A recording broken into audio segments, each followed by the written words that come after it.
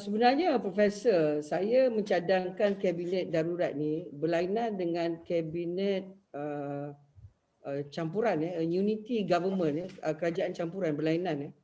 Kabinet darurat ni saya menulis daripada aspek mengambil kira dalam keadaan darurat.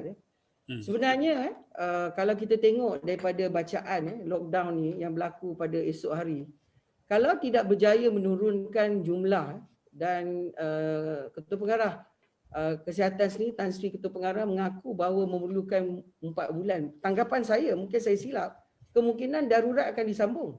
Sebab kalau kita tengok, sebabnya ialah kita tahu bahawa ini akan menjadi satu dilema kepada istana, pada pandangan saya, mungkin saya silap, tentang kesinambungan darurat ataupun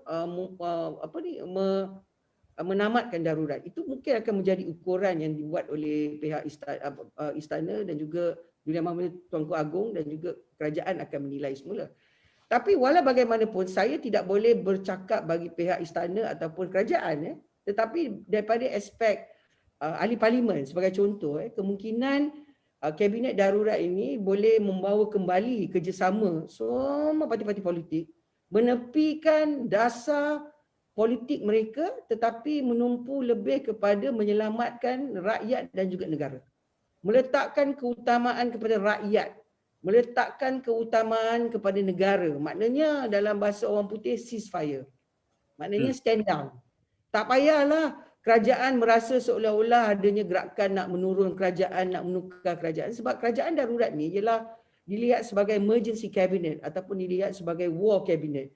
Dan kerajaan darurat ni, Profesor, dia tak semestinya orang politik. Profesor sendiri boleh terlibat dalam kerajaan darurat. Mungkin Ketua Pengarah Kesihatan yang selalu dilihat sebagai wira kepada kepada isu kesihatan kesihatan rakyat Malaysia pada hari ini terlibat dalam kabinet darurat sebagai contoh.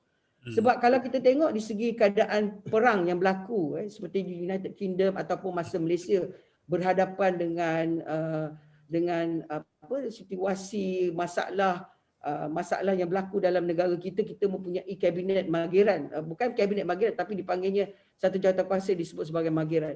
Apa yang berlaku ialah percampuran dan tak semestinya orang politik.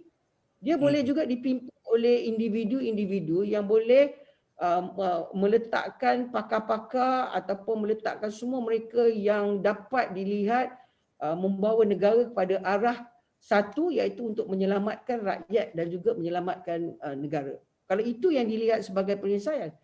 Dan saya merasa bahawa pendekatan kabinet darurat ni ialah cara berhadapan dengan kalau ada masa darurat.